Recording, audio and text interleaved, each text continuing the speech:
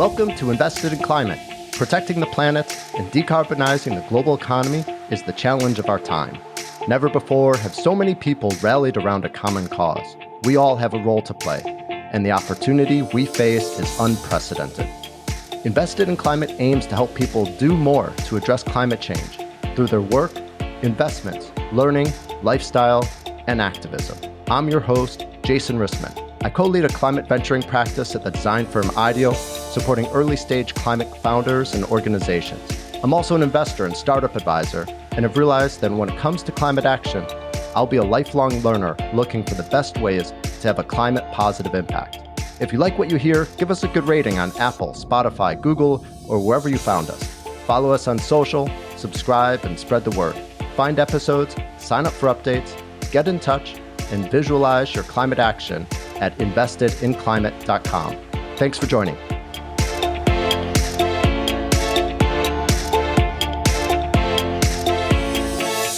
Climate tech is a $90 trillion opportunity, and synthetic biology is projected to be a $30 trillion opportunity. Both sectors are expected to grow by 100x in the next decade. And we know that more than 60% of the dirty inputs to the global economy can be replaced by inputs made by biology, which are more efficient, cleaner, and cost-effective. So we invest in the intersection of these two markets, both of which are at inflection points.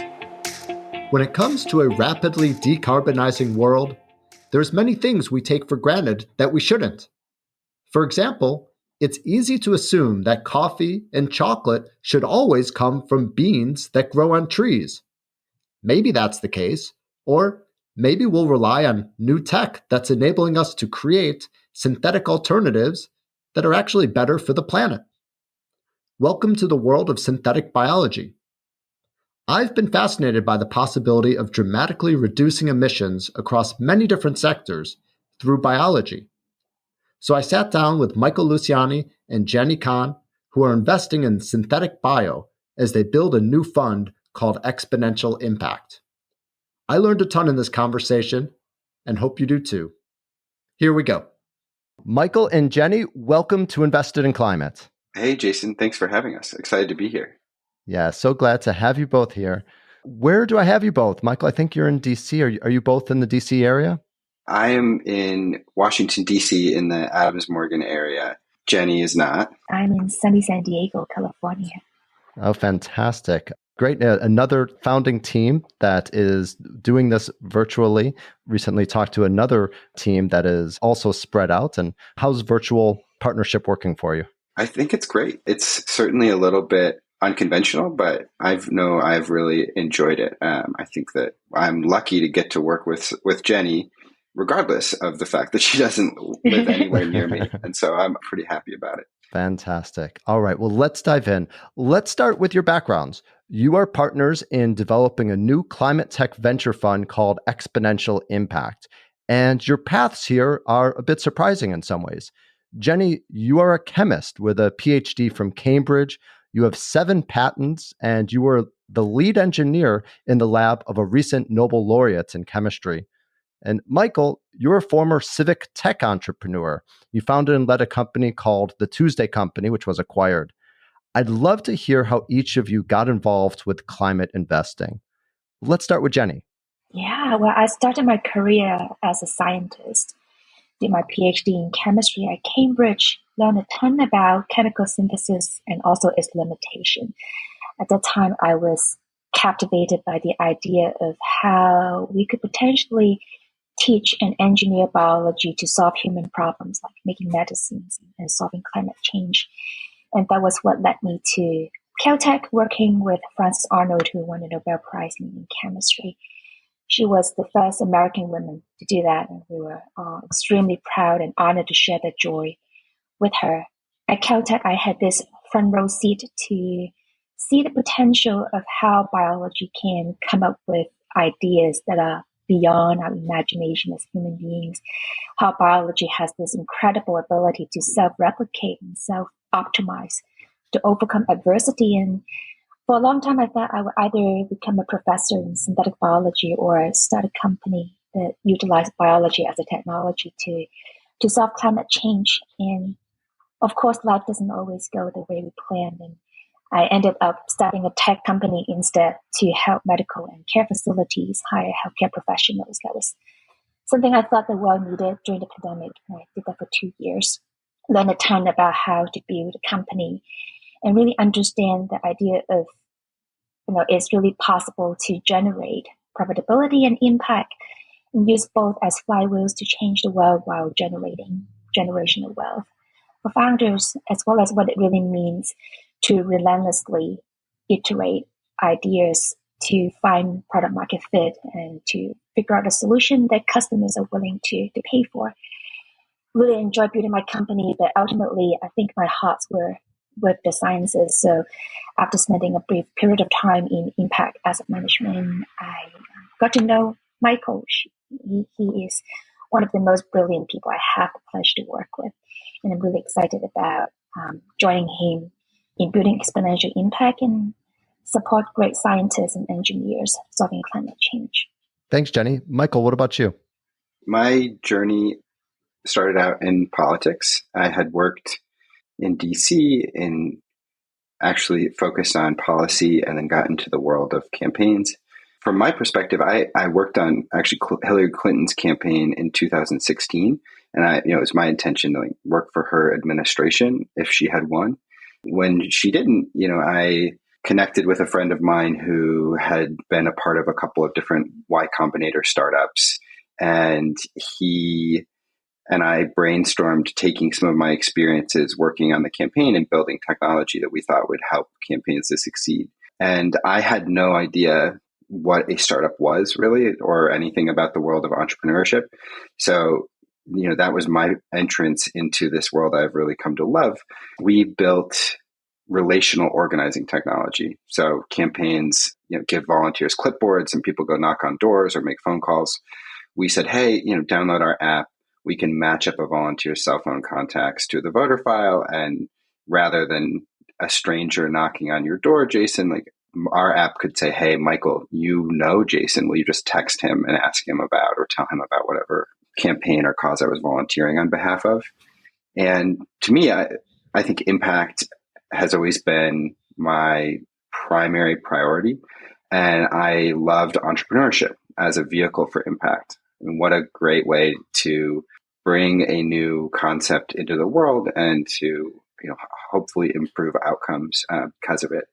So after selling the company, I started to explore climate tech and have always had a fascination with kind of hard sciences, but am myself not a scientist. And so it was only after my experience with my company that I realized I could be of service to entrepreneurs who are coming out of academia, who are hard scientists, and who I could work with as a mentor and as an advisor and help them to grow their companies. So from there, I got connected with Sandeep Ahuja and Climate Capital and started, not only advising and mentoring, but also investing and leading syndicates into really fantastic companies run by extraordinary entrepreneurs that were working to solve climate change.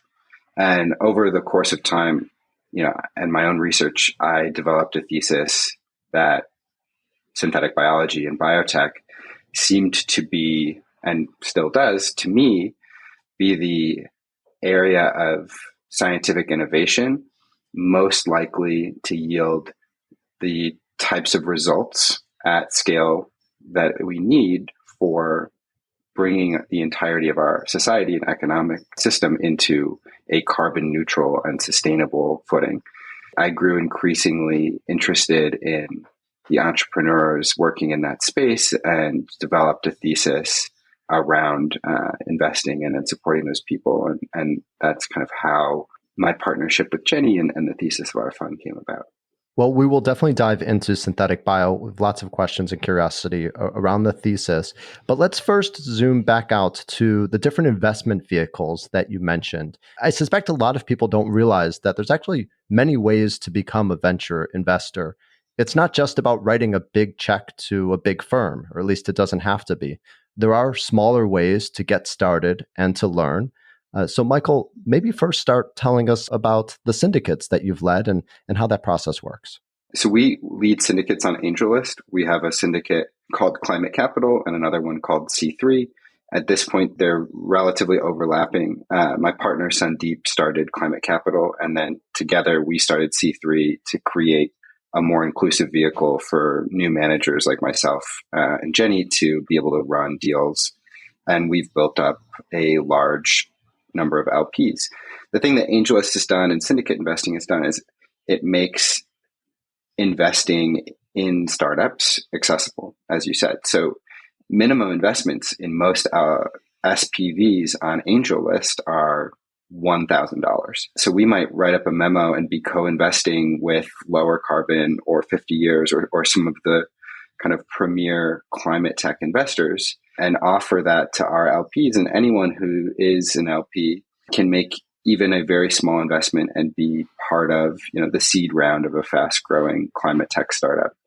And, I think from the perspective of democratization and accessibility, it's really an exciting innovation. You do have to be accredited. At very least, the standard for being accredited is a lower barrier than the standard for being an LP in Andreessen Horowitz. So I think that has opened up the door for a lot of people to kind of experiment and learn with either investing or running syndicates. Great. And just to define a couple of the terms that you used, a SPV is a special purpose vehicle, and a syndicate is essentially a group of investors that pool their funds. And through platforms like AngelList, people are able to become syndicate leads and recruit other investors to join at lower entry amounts. Is that more or less it, or anything that you'd want to add to it? So I think for a listener who's curious about it, one thing that you should know is you can go to joinc3.co or AngelList and you can join these syndicates. And there's no mandate that you have to invest if you join, right? All that happens is you start to see, here are the deals that Michael and Jenny and Sandeep and whomever else are running. And then you can choose on a deal by deal basis whether you want to participate and at what level. It's also different from being an LP in a fund because you have that kind of deal by deal autonomy, which some people like and is important to them. And if I'm not mistaken, building on your momentum with the syndicates, you started offering a rolling fund. Can you tell us what is a rolling fund? How does it work? And what kinds of investors might rolling funds be a good fit for? Yeah, so rolling funds are a new kind of vehicle that AngelList has created. And so they're literally a different fund every single quarter. And they are also meant to accommodate small dollar investors. So you could be an LP in the Exponential Impact rolling fund for, I think the minimum is $5,000 per quarter. And that allows Jenny and I to invest from a dedicated pool of capital in a portfolio of companies each quarter.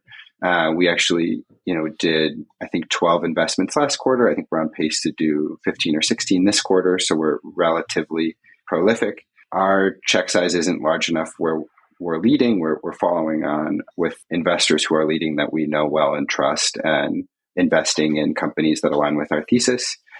And, the way that LPs should think about it is it's like a subscription where usually folks are subscribing for 4 quarters or 8 quarters or whatever it might be.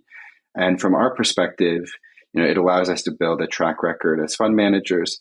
It also allows an LP to say, hey, I don't want to be receiving all of these emails from you guys. Like, I think you're smart. I like your thesis. You guys pick the best ones and build a portfolio, which is a lower degree of risk than an LP trying to choose individual companies. And then finally, we actually get to invest in better companies or different companies than we would through a syndicate because having a dedicated pool of capital means that we can get into rounds that are moving really fast and that we might not be able to have the time to put together a syndicate, which can often take a couple of weeks because you got to kind of wrangle a bunch of people. Great. And just for the record, Michael, I actually really do enjoy your emails, so please keep sending them. Full disclosure, I backed the syndicate that Michael's a part of, the C3. and also Climate Capital that he's mentioned. The emails honestly are one of my favorite parts because you get information in your inbox about interesting new companies and the value proposition for considering an investment. And so I think especially for folks that are looking to learn about climate tech opportunities or any sort of investment category, the syndicates really do offer you a deal by deal overview of the space. And so it can be a great part of the process. Let's now turn to the next level of your investment portfolio or vehicles. You're now developing the Exponential Impact Venture Fund. If I'm not mistaken, it's aiming to be a $30 million fund focusing on seed and pre-seed companies. Jenny, I've been picking on Michael with so many questions, so I wonder if I could turn to you to explain the investment thesis behind Exponential. What's it trying to do, and really, why does it have a unique opportunity right now? The goal for Exponential Impact is to be one of the first investors to invest in deep tech companies solving climate change. Through our experience running these syndicates, we learned that, especially at the early stage, a lot of investors in deep tech companies, they are not technical. And a lot of these technical companies, they really don't have the commercial tractions to get investors excited enough to help them get the first check so that the company can continue to grow and move on to getting investments from more established institutional investors. Michael and I, we have this unique capability of being both technical and business savvy because we were both founders ourselves. And we have deep understanding of the deep tech space that we invest in, especially in biotech and synthetic biology. So we see this white space for us to come in to help scientists and engineers build up their company with the technology that is often spun out of university or research institutions with very little tractions when it comes to figuring out what's the best go-to-market strategy, how to bring down the unit economics of the technology, how do you think about scaling the company, and these are all things that we can help companies with. In my mind's eye, a helpful way to think about our thesis is climate tech being plausibly an $80 trillion market opportunity, right? Where the majority of inputs into the world economy are dirty today. And we hope the world economy and we expect the world economy will continue to grow.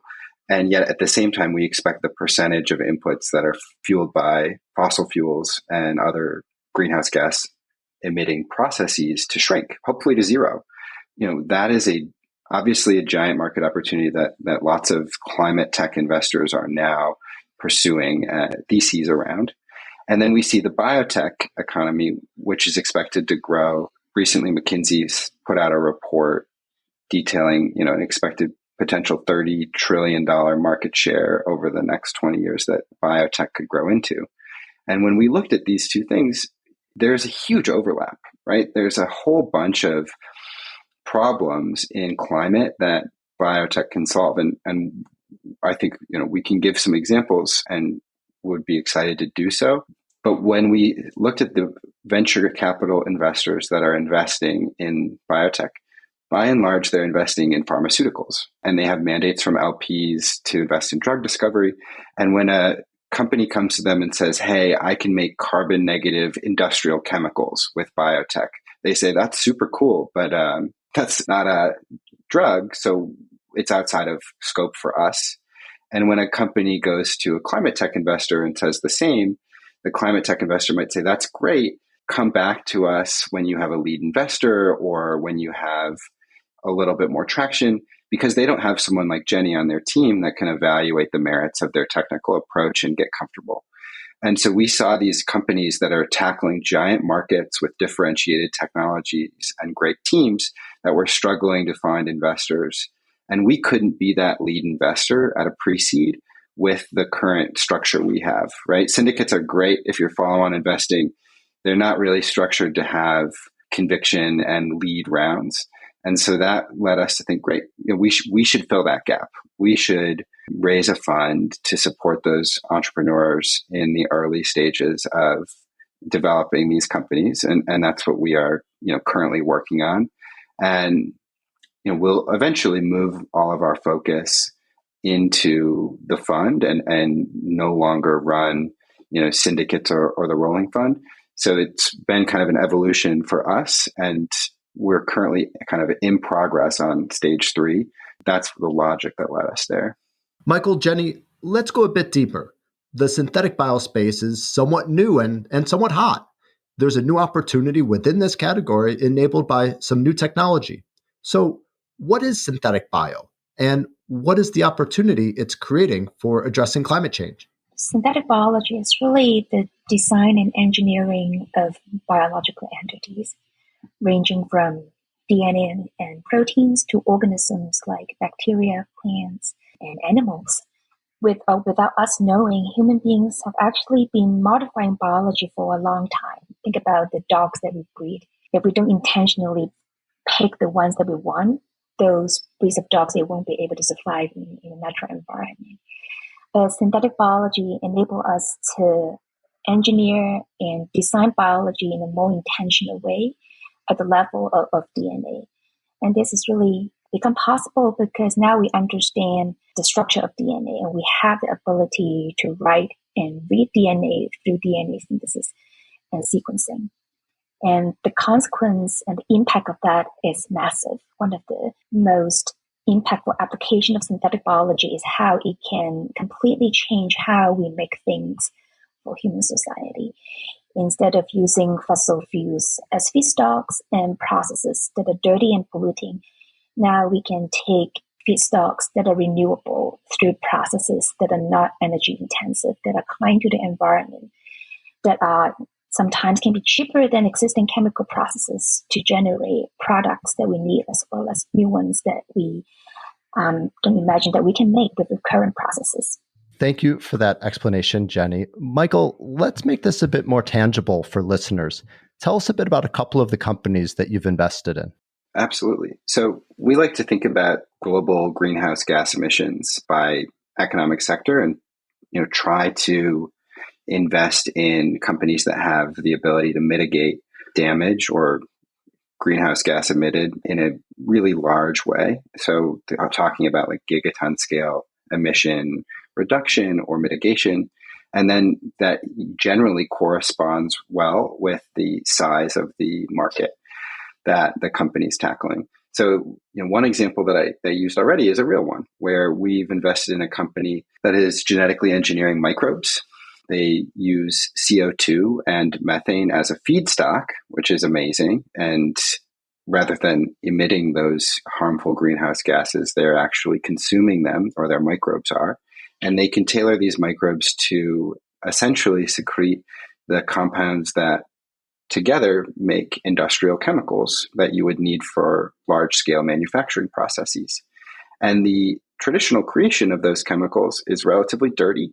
You're mixing, extractive mining techniques with petrochemicals and shipping them across the world, whereas these facilities that the company creates can be situated on site for industrial processes. And the chemical industry more broadly is, responsible for a meaningful percentage of industrial greenhouse gas emissions and is trillions of dollars. And so we've made more than one investment in companies either working directly on the creation of compounds for industrial chemicals or creating systems that facilitate other companies that are working on these same problems. Another giant sector, and this is probably the one that people most think of when they hear synthetic biology, is agriculture, right? And food production. This is already biological systems. So I think there's an argument to be made that all of that is already biotech, right? Even a non-GMO plant has been engineered by hundreds or thousands of years of human agriculture selecting for the traits that we want. So on the one hand, you've got people who are engineering microbes to be planted with the soil of new crops that help them grow in extreme and more hardy conditions that can be caused by the changing climate. There's also people that are directly genetically engineering plants to help them also be more robust and to produce more. And then there are, weirder things, right? There's lab-grown meats. There's plant cellular agriculture, which are folks creating plant-based products like chocolate or coffee in a lab rather than in the fields. And both chocolate and coffee are examples that of commodities that are very valuable and have large markets, but also are very dirty in their production and generally result in rainforest cut down and shipping costs across the world, as well as being susceptible to growing areas changing quickly. I think the productive growing area for coffee is moving north by 1/3 of a mile each year because of the changing climate and how sensitive that crop is. So, being able to create carbon neutral or carbon negative ways to produce these products ensures that we will continue to have them and that we can continue to have them in a way that is friendly to the earth rather than destructive. I think that folks also think a lot about cell-based meat, and we have definitely made some investments in infrastructure around that. And truly, the list kind of goes on in terms of bio industry or bioproduction. There are folks making materials with fermentation, and there are people working on all sorts of interesting technologies that could change the way that our clothes are created, as well as kind of the food we eat and the non-biological goods that we produce are created. Any other examples, Jenny, that come to mind outside of those categories that you think are fun? We have a long view as to how biology can change climate change, right? So applications such as DNA storage, for example, will have a longer timeline as to how biology can truly impact space. But we are also very bullish about this. You may not know that globally, it would take almost 8% of the electricity that the world produced to power all the data centers that are currently around the world. But if we were to store all the data in the world in DNA, it will only take a shoebox of DNA. Right? For me, that's mind-blowing. And so many companies are focusing on developing technology that read and write information into DNA, but we really don't have good ways to extract information from DNA right now. So think about the internet with so much information. If Google doesn't exist, the internet isn't of great use for us. So we recently invested in a company called Cache DNA, and they're building the first operating system, the first Google for DNA data storage. That's a moonshot investment for us, but we are very excited about the technology that is spun out of MIT. The founding team is incredible. So I think that's another fun investment that we made recently that really represent what we believe in this space. Okay, that is really cool. Honestly, you just blew my mind there. I've been thinking about things that you can taste and feel and touch, and now you're talking about reducing the computing load of the entire internet to a shoebox in size by using DNA as a storage mechanism. That is fascinating, and I'm thrilled to know about it and to learn more. And I'm also still curious about the question of taste and quality as we're moving towards replacing naturally growing food or animal-based meat with lab-grown variations. I recently got to taste lab-grown honey, and I was really impressed. And I love honey, and this honey was just as good. So a question for either of you, especially for consumer products that we're used to, will the synthetically made products compare when it comes to the taste and the consumer experience? Ultimately, with the consumer product, taste is number one. Oftentimes, consumers don't really care how food is made. As long as it tastes good, they would go back and buy the product again if they like it. And the incredible power of biology is that scientists and engineers, they can deconstruct how a product like honey is made. By understanding the molecular composition of these food products, they can then reconstitute the exact same product, the real thing, using a process that is more sustainable. And you wouldn't even tell whether it's real honey made from bees or honey made by bacteria. So that was definitely my experience. I couldn't taste the difference. But I'm assuming it's more expensive to produce synthetically made honey or synthetically made coffee, chocolate, meat, etc. And that's one of the critiques of the synthetic bio space, that there's a cost curve and it might take a long time to get to cost parity. And also that the testing process for synthetic bio is very time intensive. So Jenny, as an investor that's excited about this space, what are your feelings about these critiques? I think founders are getting smarter about what they should produce first, targeting products that have really high margins so that you have this cushion to have a process that might be slightly more expensive as you roll out the technology and scale. But ultimately, the price curve can be even more attractive than existing processes, especially in these time and days when supply chains are unstable. A product that might be cheap right now, we don't really know how much it would cost, depending on how stable the supply chain in the coming months or even years. With the ability to use biology to produce these products, companies have the advantage of decentralizing their manufacturing to instead of building big factories to make products in high volume, you can make products close to where customers are in using processes that are sometimes not so similar to how we ferment cheese or beer, which have already proven to be cost effective enough to roll out to the massive market. So I think with the right strategy, pricing and scalability is not the issue. The tricky part is to figure out the steps to get there. Jenny, another critique of synthetic bio is actually on the ethical side. Some see synthetic bio as tampering with nature and think that there could be unexpected consequences. What are your thoughts of this critique? I think with any breakthrough technology, there is always the potential of dual use, right? When you think about whether it's artificial intelligence or fusion or synthetic biology. Us as a human society, we've been tinkering with biology for a long time, whether we breed animals, raise horses, or the crops that we grow.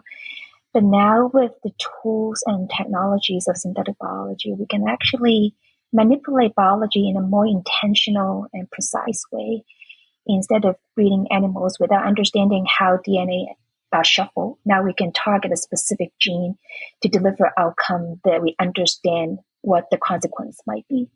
So I think in many ways, synthetic biology is actually offering a safer way for us to work with biology to create solutions and crowdsource innovations from diverse organisms in a way that can make our planet a better place to be for, whether it's for human beings or the other animals and organisms that are coexisting with us. Thanks, Jenny. I didn't mean to pick on you with those two critiques, but they are important considerations. And as I said before, despite any critique some might have, this space is pretty hot. In fact, I see that you've been investing alongside some of the biggest investors in climate.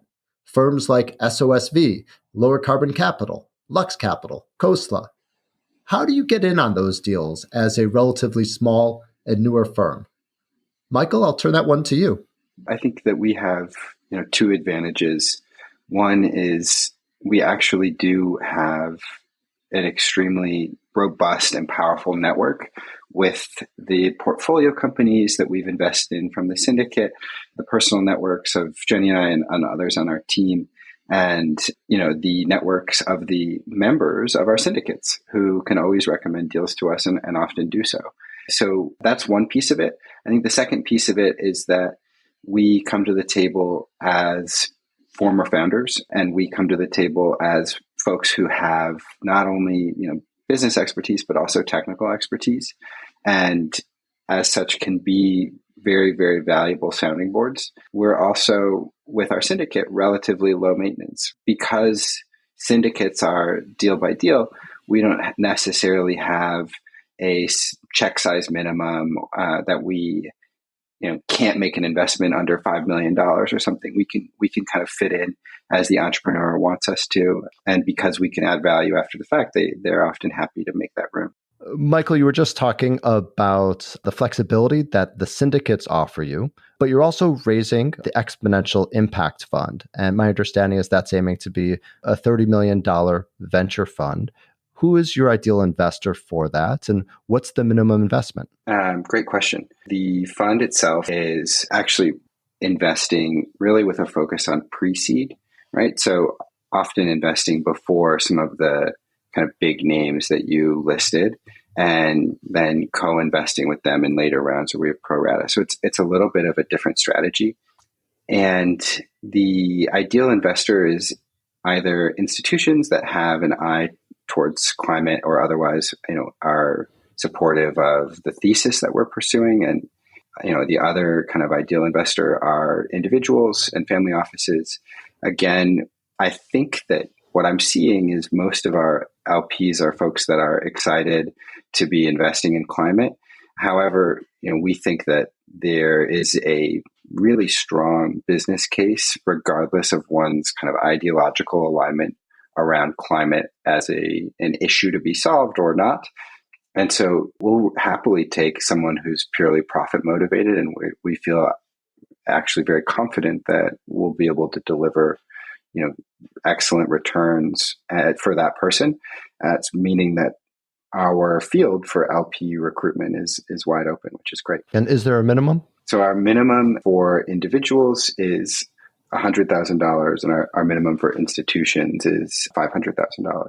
Okay. And I think this brings us full circle to the other investment vehicles of syndicates and rolling funds. As I guess many of our listeners can't pony up that sort of minimum. Michael, for investors that are just getting started with supporting climate tech startups, what are some principles you think they should keep in mind, and where should they go to start finding investments? Yeah, I think that if investors are looking to support climate tech startups, there are two avenues. One is to get involved in the community of angel investors, whether it be on AngelList or, there are lots of different communities off of AngelList as well. There might be something local to your area or to your profession. But getting involved with a group and learning together, I think, is really important. I also do think that at least AngelList or any group, getting the ability to read the memos that people write and understand the thinking about why whomever is leading the deal is excited is a really important intellectual exercise. And then I think that one has to educate oneself about the totality of kind of climate tech innovation and greenhouse gas emissions. For example, I came into this and I had no idea the amount of greenhouse gases produced by animal husbandry and agriculture. I had no idea that buildings were a problem. I hadn't put two and two together that my gas stove was indicative of this really intractable, difficult thing that we need to solve as a society, which is heating with propane. There's a whole bunch of facets of this that reading kind of an overview on climate, the Drawdown Project is a really good overview, can help someone to become knowledgeable and more confident about which solutions they are excited about and where their capital and or expertise can best be suited. Thank you so much. So, Michael, Jenny, I always end the podcast with this question. I'm really excited to hear your thoughts, especially given your different backgrounds. This podcast, Invested in Climate, aims to help people do more to address climate change through their work, investments, learning, lifestyle, and activism. We've talked a lot about investments. Thinking about those other categories of action of work, learning, lifestyle, and activism, what else do you think listeners should consider doing that can make a real impact on climate? Jenny, why don't we start with you? I believe in making changes and impacts from where we are. So if climate is something that you're passionate about, talk to your friends and families about this. Tell them why you're excited about either making investments in companies that are making climate change or innovations that are out there that they may not have heard about.